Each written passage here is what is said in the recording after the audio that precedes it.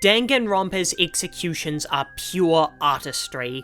They're entirely unique to this franchise, and each one is a poetic punishment designed to play out in a putrid, picturesque passion. Executions serve as the culmination of everything a Danganronpa chapter offers. You tangle yourself in this web of seemingly random and complicated clues, and over the course of the trial the bigger picture begins to emerge. And when it's all said and done, just when you think the dust has settled, as the Blackened confesses their motive, you're forced to watch in either glee or horror as the Blackened meets their twisted yet thematic ending. In this essay, I want to explore why the executions are such a compelling and memorable part of Danganronpa, while also taking a look at some of the most extraordinary punishments in the franchise.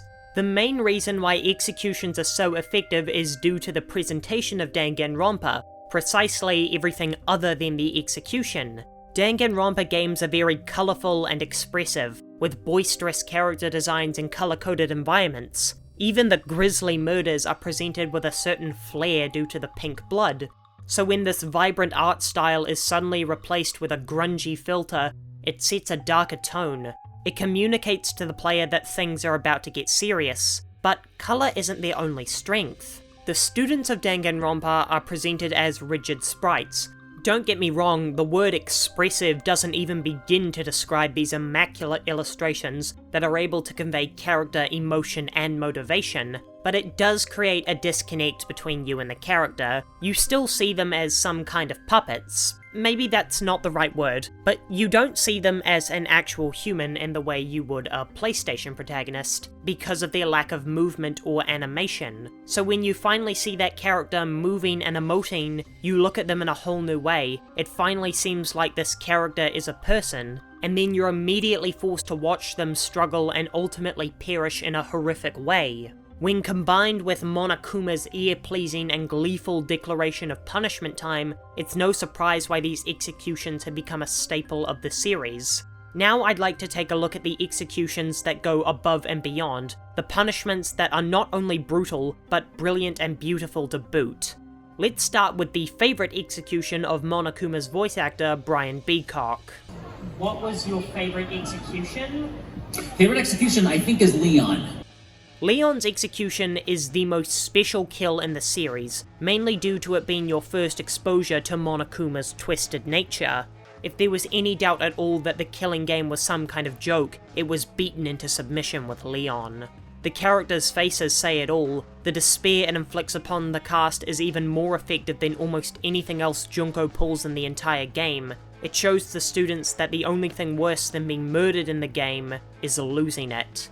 It's a mic drop moment that says, this is what happens when you lose, and it's going to happen over and over again.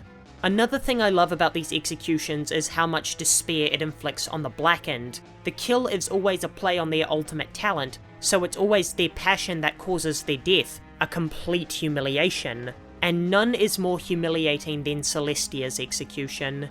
She seems to be given her perfect death, burning atop the stake like the witches her design is based on. It's a lovely send-off for her character, until the entire thing is upended by Monokuma. For a woman who was the epitome of grace, to be disparaged in death is the ultimate punishment for someone of her standing. To be honest, I'm going to say that the executions in Goodbye Despair aren't what I consider highlights of the series. Teru, Mikan, and Junko are just straight up bad, while Peko, Gundam, and Chiaki are really heartfelt moments, but the methods of killing felt quite bland, at least compared to the other executions in the series. But moving on to V3, holy hell did they perfect this formula by the time they got here. Every kill is either monstrous, sweet karmic retribution, or a really heartfelt goodbye to a beloved character. For the sake of time, I'm only going to focus on 2 kills from this game. The first is Kurumi. Jesus Christ. This is the first time a character has held onto hope even as they're being executed. Kurumi is the only person who never accepts her death, and her punishment is 1,000 times worse because of it. Not only does the tone of the scene switch from the usual black comedy vibe to just straight up hard to watch gore porn, but that final moment when she realizes that all her hope is gone, that there's truly no escaping the killing game, It just makes her death sting all the more. I could only imagine what it would have felt like if I had enjoyed the character beforehand. This leads me to the single greatest execution ever conceived for Danganronpa, because it's an execution that the entire game up to that point has been building to, the death of Kaede.